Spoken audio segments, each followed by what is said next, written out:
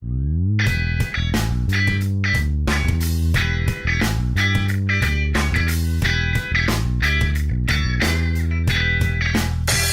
açúcar começa a ser produzido então na América Portuguesa em meados do século XVI.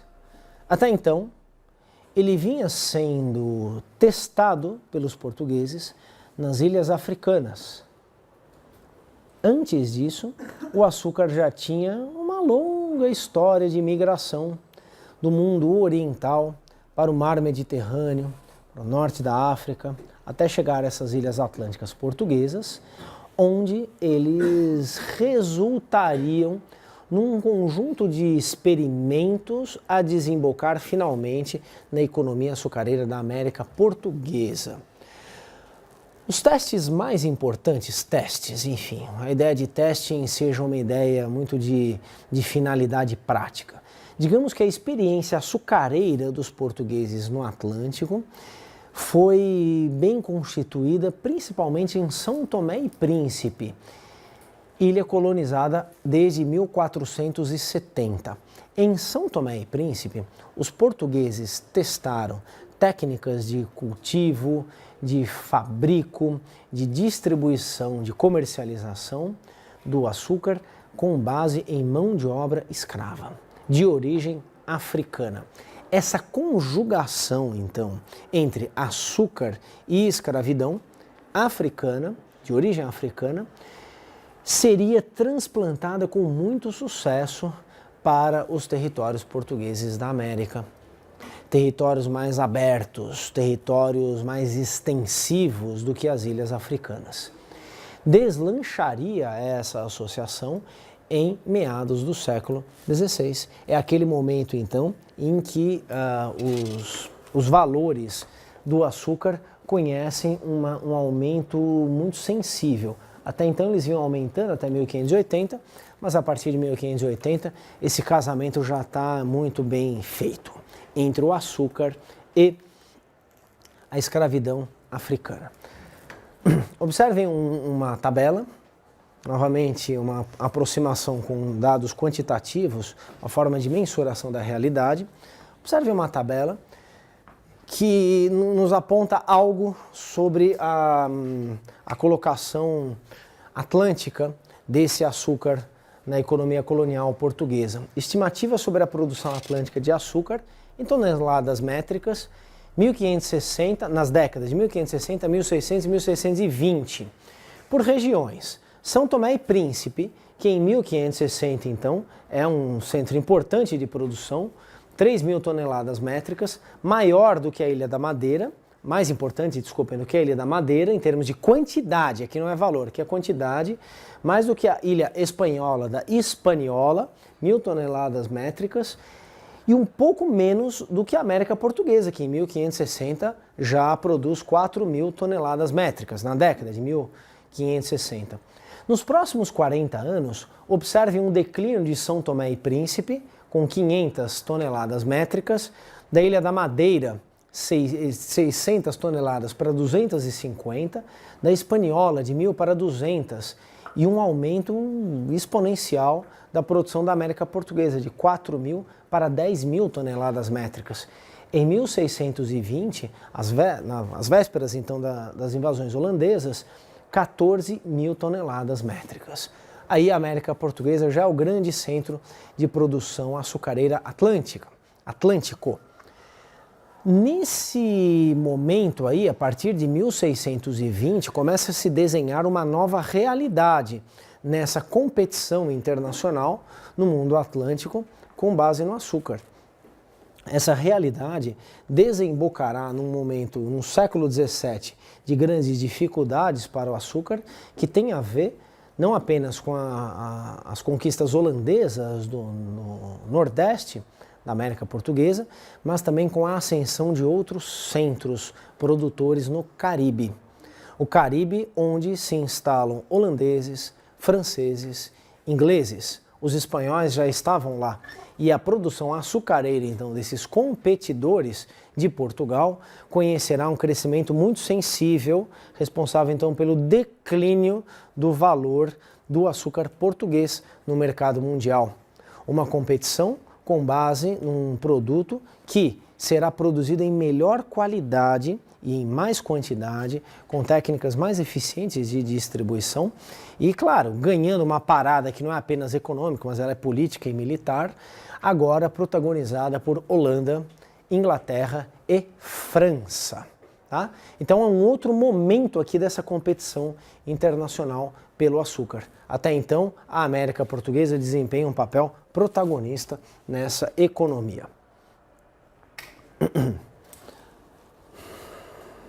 Como é produzido o açúcar? Quais são as etapas dessa produção? Essas etapas explicam, em parte, realidades sociais associadas a essa produção. Não estou pretendendo aqui que a realidade social emerja diretamente de uma realidade econômica, que seja um subproduto dessa realidade econômica. No entanto, algumas características de ordem econômica, tecnológica, natural desse cultivo nos explicam algumas das formas sociais às quais estão associadas, algumas formas sociais associadas ao açúcar. Como se produz o açúcar? Tudo tem início com a preparação de um terreno para o plantio da cana-de-açúcar. É necessário, então, limpar o terreno e cultivá-lo pela primeira vez. Esse primeiro cultivo levará uns 15 a 18 meses para dar a primeira safra. Depois dessa primeira safra, com algum tempo de descanso do terreno, as próximas deverão ser mais rápidas, 6, 8, 10 meses. Portanto, é necessário descansar o terreno após uma primeira safra, de modo que o proprietário do terreno, o cultivador do terreno, não deve carregar aquele terreno inteiro com o cultivo da cana, caso contrário, ele ficará muito tempo parado. Divide-se o terreno, então, em feixes e se promove um rodízio. De início, uma safra menor, mas logo safras constantes, regulares, com o rodízio desse terreno. Enquanto a cana cresce, é necessário limpar o terreno várias vezes, para a cana não ser destruída. Uma vez que a cana esteja num ponto adequado para o corte, esse corte é procedido geralmente por escravos, homens, mulheres. O corte precisa ser no momento exato, nem antes nem depois, para não prejudicar a qualidade do caldo. Uma vez cortados os pés de cana, eles são amarrados em feixes e eles precisam ser transportados do canavial para o engenho, isto é, do local do cultivo para o local da manufatura. Esse transporte precisa ser rápido, precisa ser eficiente, porque se os feixes amarrados de cana ficarem muito tempo parados, o caldo também estragará. Uma vez então colocados no espaço da manufatura, esses feixes são processados para se extrair o melaço. Essa extração então, a essa extração se segue uma primeira limpeza. Esse caldo precisa ser coado, ele é livrado das primeiras impurezas, ele precisa ser aquecido, precisa ser fervido. Esse processo também vai limpando o caldo e uma vez limpo o caldo, ele é armazenado em cones de barro, que são colocados para descansar. É o último processo de purga, né? Uma vez que o caldo vai endurecendo, ele vai sendo limpo. Quanto mais etapas forem colocadas até um certo limite nesse processo de purga, melhor é a qualidade do açúcar em que se transforma o caldo da cana. Observe, então, tratar-se de um processo complexo. O Stuart Schwartz chama isso mesmo de um processo industrial, com características, algumas características de um processo industrial de tipo moderno. Que características são essas? Etapas de produção. concentração dessas tarefas em um, dois, alguns espaços específicos. Essas tarefas não podem ser distribuídas em espaços muito distantes uns dos outros. Há uma divisão parcelada das tarefas e uma concentração delas nesse complexo canavial-engenho, que muitos autores chamam simplesmente de engenho. O engenho, então, pode ser a soma desses dois espaços, pode ser o espaço específico da moenda, isto é, daquela peça que processará, então, os feixes de cana para extrair o caldo, para fazer desse caldo o melaço. Esse é um processo, então, que enseja diferentes trabalhos. Essa divisão parcelada das tarefas implica diferentes funções. Diferentes funções estimulam uma diferenciação social. Não é a mesma coisa trabalhar nos fornos, na casa de purgar, que cortar o feixe de cana.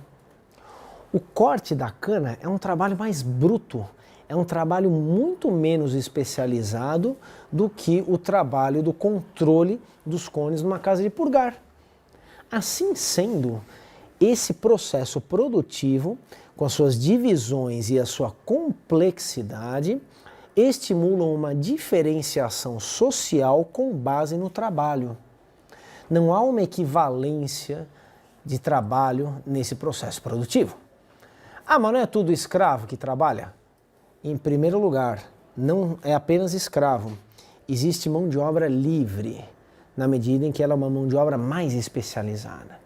Em segundo lugar, em meio ao trabalho escravo também há especializações.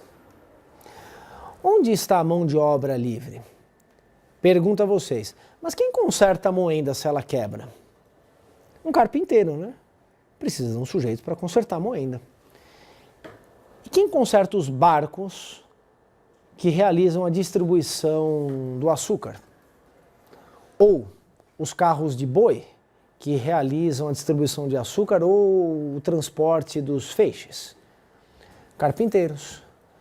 A carpintaria é um trabalho mais especializado, novamente, do que o corte de cana, do que a amarrada dos feixes.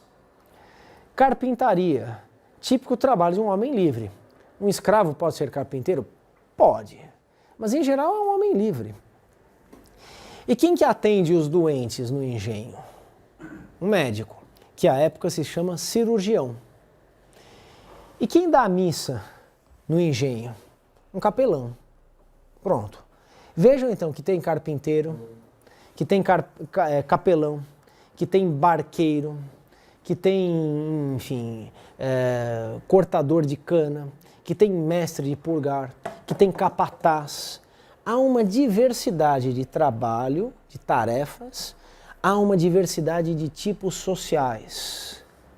A sociedade colonial, tão fortemente baseada na economia do açúcar, nunca foi apenas uma sociedade de senhores e de escravos. Entre senhores e escravos, sempre esteve uma vasta gama de tipos sociais. Desde sempre. Isso é típico do açúcar. Sim, mas essas hierarquias sociais são organizadas em dois polos. O que são esses dois polos? São regiões tendenciais dessa hierarquia, senhores e escravos. Mas há diversidade de senhores, há diversidade de escravos e há muitas gradações entre senhores e escravos. Essas gradações, em muitos sentidos, são menores do que uma sociedade como a nossa. As possibilidades de ascensão social, menores. A mobilidade social, ela é muito mais restrita. No entanto, há uma diversidade que precisa ser sempre considerada, porque ela é inerente à própria produção açucareira, com a sua complexidade.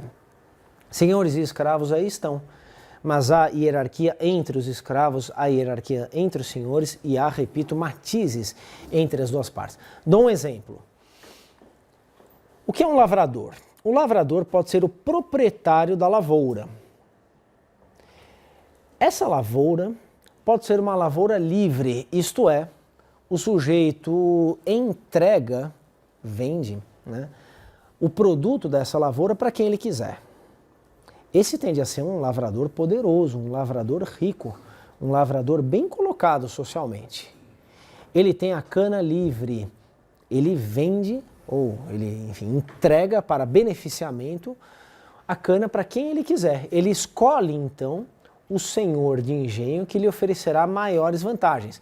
Essa vantagem pode ser a compra da cana? Pode, mas essa é uma economia com baixa presença de moeda. Essa é uma economia que tende a ser uma economia de troca. Há muito crédito, há muito endividamento e há troca. Uma das formas de troca, então, é o lavrador entregar a cana e receber uma parte do açúcar beneficiado pela matéria-prima. Se ele escolhe com que senhor ele faz, porque ele é dono da própria terra, ótimo, ele está numa posição melhor. Alguns lavradores, no entanto, têm a cana do seu canavial já comprometida por um contrato prévio com um determinado senhor. Existem lavradores que não são proprietários de terra. Existem lavradores, enfim, que trabalham na lavoura, mas que não são os seus proprietários. Existem lavradores extremamente pobres, que não são donos sequer dos seus instrumentos, que precisam então usar os instrumentos que um senhor lhes empresta, ou troca a utilização desses instrumentos pelo trabalho. Essa é uma condição que pode ser até uma condição na beira da servidão, o limite da servidão. Então um lavrador pode ser um sujeito rico e poderoso, pode ser um tremendo de um pobretão, terrivelmente mal colocado, mas ele é livre, ele não é um escravo, o que o torna então diferente daquele escravo, que pode ser um mestre de purgar e pode ser um escravo que corta a cana. E esses escravos não se confundem no dia a dia, eles estabelecem uma hierarquia entre eles, há uma superioridade social dentro do grupo dos escravos. E há uma clivagem entre homens livres e cativos. Então vocês vejam que essa é uma sociedade com uma complexidade proporcional à própria complexidade dessa economia. As dicotomias na descrição dessa economia e dessa sociedade, elas tendem a exagerar novamente, a exemplo daquela ideia dos ciclos sucessivos da economia colonial, essas dicotomias tendem então a exagerar na sua capacidade de simplificação. É necessário lê-las de uma maneira mais adequada. Elas existem aí, essas clivagens, esses cortes, esses polos extremos, mas eles organizam um meio social, repito, complexo. Tudo bem, pessoal? Sim? Muito bem. Assim, um autor como Stuart Schwartz, que é um autor básico aqui para esse tema, repito, cuja leitura foi recomendada para hoje, para a aula de hoje, afirma que a economia do açúcar é uma espécie de síntese da sociedade colonial, porque o que há de mais essencial nessa sociedade, de algum modo está colocado nessa sociedade do açúcar. Não se trata da pretensão de uma confusão entre as duas coisas, ou de um resumo da sociedade colonial na sociedade do açúcar. Mas os fatores estruturais básicos, os fatores que fundam essa sociedade colonial, estão lá bem definidos, estão bem espelhados pela sociedade do açúcar.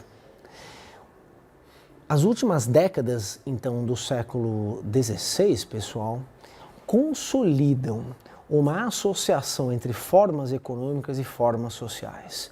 É um momento crucial de deslanche de uma colonização que já vinha sendo ensaiada como um sistema desde as capitanias hereditárias. Digo, da implementação do sistema de capitanias hereditárias, que conheceu um ganho de qualidade com a implementação do governo geral em 1549. Mas é um sistema que realmente deslancha no final do século XVI. Existem fases, portanto, que devem ser observadas dessa história, fases. A fase em si já uma ideia de sequência, né? Talvez seria melhor dizermos contextos específicos dessa história da presença portuguesa na América e de conformação dessa América como uma América colonial, uma América portuguesa. Existem momentos específicos que frequentemente também são muito simplificados, são confundidos por aquela narrativa chapada da história do Brasil, né? Os portugueses chegaram aqui em 1500 e as coisas supostamente se desenrolam em direção ao destino final, que é a formação de um Brasil. Isso é excessivamente distorsivo. Precisamos entender o mundo tal qual ele era na sua época. Vou dizer até uma banalidade, né? Pensem que em 1570 só existia o mundo de 1570. Não existia um mundo depois, um mundo que viria depois. Nada garantia que o que viria depois. Aquilo que nós sabemos porque olhamos retrospectivamente. Assim sendo, a colonização ela não está pronta, ela não está bem definida, ela não é sequer um projeto sério no começo do século XVI. Ela vai se constituindo como um projeto a partir dos momentos em que isso se torna interessante para os portugueses. Não há então inevitabilidade na colonização do Brasil. Esse século XVI é um século de diferentes momentos. Os portugueses ensaiam a colonização e aprendem a colonização a partir do momento em que isso se torna interessante. E claro que isso só se explica pela inserção desse Império Português em formação num sistema mundial, conforme também nós já discutimos anteriormente.